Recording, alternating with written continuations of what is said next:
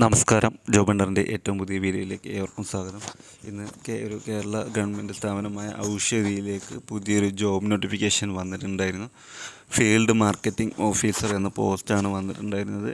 ഇതിൻ്റെ last date പറയുന്നത് 23-ാം തീയതിയാണ്. അതപ്പോൾ ഇന്ന് തന്നെ വീഡിയോ ചെയ്തിട്ടുള്ളത്. പോസ്റ്റിലായിട്ടാണ് അപ്ലൈ ചെയ്യേണ്ടത്. അപ്പോൾ അതിൻ്റെ വിശദ വിവരങ്ങൾ എന്തൊക്കെയാണെന്ന് നമുക്ക് നോക്കാം. അതിന് മുമ്പ് നിങ്ങൾ ഈ ചാനൽ ആദ്യമായിട്ടാണ് കാണുന്നതെങ്കിൽ ചാനൽ ഒന്ന് സബ്സ്ക്രൈബ് ചെയ്യുക, കൂടെയുള്ള ബെൽ ബട്ടൺ കൂടി എനേബിൾ ചെയ്യുക. നമ്മളതിൻ്റെ നോട്ടിഫിക്കേഷനിലേക്ക് പോവുകയാണ്. ജസ്റ്റ് ഞാൻ എങ്ങനെയാണ് ഇതിലേക്ക് നോട്ടിഫിക്കേഷൻ പോകുക നോക്കുകയാണെങ്കിൽ കരിയേഴ്സ് ഉണ്ടോ, കരിയറിൽ വന്നു കഴിഞ്ഞാൽ നമുക്ക് നോട്ടിഫിക്കേഷൻ വന്ന് കിടക്കുന്നുണ്ട്. അപ്പോൾ ജസ്റ്റ് ഡൗൺലോഡ് ചെയ്യുക നോട്ടിഫിക്കേഷൻ.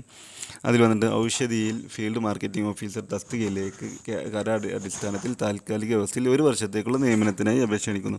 14 ജില്ലകളിലും ഒഴിവുകളുണ്ട്. ഫീൽഡ് മാർക്കറ്റിംഗ് ഓഫീസർ എന്നാണ് പോസ്റ്റിൻ്റെ പേര്. അംഗീകൃത സർവകലാശാലയിൽ നിന്നുള്ള ബിരുദം, ആശയവിനിമയ മികവ്, ഈ മേഖലയിൽ പ്രവൃത്തി പരിചയം, ഇരുചക്ര വാഹനത്തിലുള്ള പ്രാവീണ്യം. ഇതാണ് പ്രതിമാസ സാലറി എന്ന് പറയുന്നത് 20,000 രൂപയും പ്ലസ് ഇൻസെൻറ്റീവാണ്.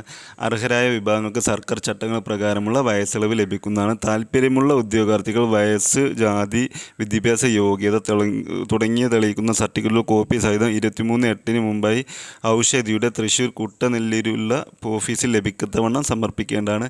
അപേക്ഷയിൽ ഫോൺ നമ്പർ നിർബന്ധമായും രേഖപ്പെടുത്തേണ്ടതാണ്. തൃശ്ശൂരിലെ ആളുകൾക്ക് ഡയറക്റ്റ് കൊണ്ടു കൊടുക്കാം, അല്ലെങ്കിൽ പോസ്റ്റലായിട്ട് അയക്കാം, സ്പീഡ് പോസ്റ്റോ കാര്യങ്ങളായിട്ട് അയച്ചാൽ മതി. ഇതാണ് ഈ നോട്ടിഫിക്കേഷനിൽ വന്നിട്ടുള്ള ഡാറ്റ. ഇത്രയും കാര്യങ്ങളാണ്. ഫീൽഡ് ഓഫീസ് 14 ജില്ലകളിലേക്കും ഒഴിവുണ്ട്. ഇനി എന്തെങ്കിലും സംശയമോ കാര്യങ്ങളുണ്ട് ജസ്റ്റ് ഒന്ന് കമൻറ്റ് ചെയ്യുക. വീഡിയോ ഇഷ്ടപ്പെടുമെങ്കിൽ ലൈക്ക് ചെയ്യുക. നിങ്ങളുടെ അഭിപ്രായ നിർദ്ദേശങ്ങളൊക്കെ പറയുക. അപ്പോൾ നമുക്ക് വീണ്ടും ഒരു ജോബ് നോട്ടിഫിക്കേഷൻ ആയിട്ട് വരാം. നന്ദി, നമസ്കാരം.